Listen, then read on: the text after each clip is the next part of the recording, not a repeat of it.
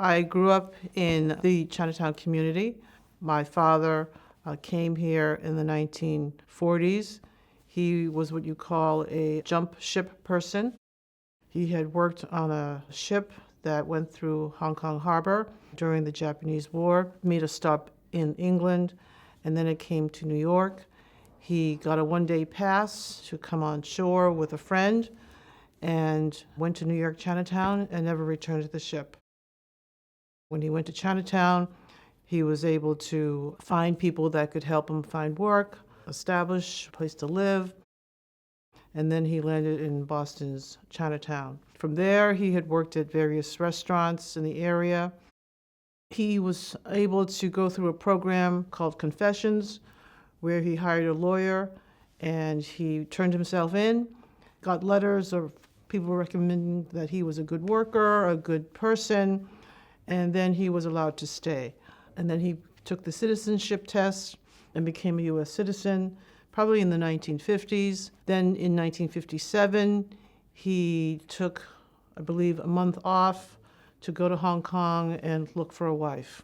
On the second week that he was there, he met my mother. They knew each other for probably a week and then decided to get married. She got a wedding dress. During the day, she had a white wedding dress at the photography studio.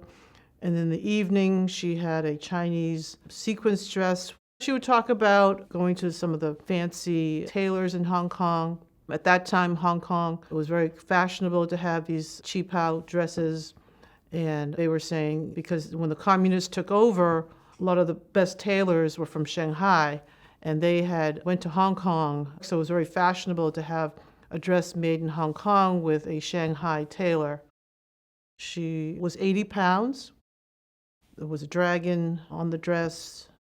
The dragon symbolizes the male figure, the emperor. If you see a beautiful robe, you'll have a dragon on the emperor's garment. And then the phoenix is representing the female. And so you'll see that with queens. A lot of times in a dress, you'll have a dragon up top and a phoenix on the bottom, having them come together in unity, representing a marriage.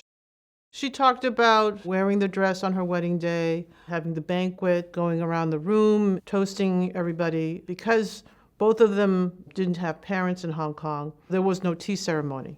So they just went to a photo studio, took pictures during the day.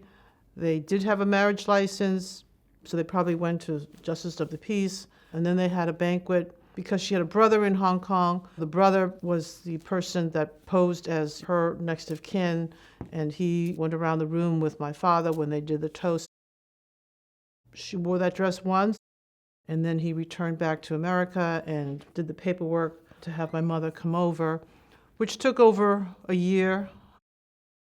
And she talked about how it was very difficult and sometimes you just had enough money to buy rice. So for her, it was a dream to marry someone from the United States. She said that because she was attractive, she had a lot of people asking her out, but she said she was going to save herself to marry the Golden Mountain Man so that she could improve her situation and come to America. And she did. She married my father, who was about 15 years older than her. She was happy about it. She talked about how she was happy to get married, was able to get out of Hong Kong. They came here, had 4 children, one after the other every year. My father had worked in Chinatown at a restaurant at the China Pearl. He was the head chef. And my mother had a traditional job working in the garment factory in Chinatown, which was a traditional job for women because they didn't speak the language. And she worked there until she retired. When she came to the States, she had several dresses, beautiful dresses made, thinking that she's coming to a new country with the hopes and dreams of wearing these outfits in the States. But once she got here and started having children and working in the factory, she never wore these dresses. When I was a little girl, I used to admire them and thought they were very beautiful. It reminds me of her journey. She had a very difficult childhood, losing her mother at a very young age. I always thought they were very beautiful. And it also symbolized the culture of being Chinese and very proud, having such beautiful outfits. You always imagine like, oh, one day I'd love to have a dress like that. You recognize it's part of your identity.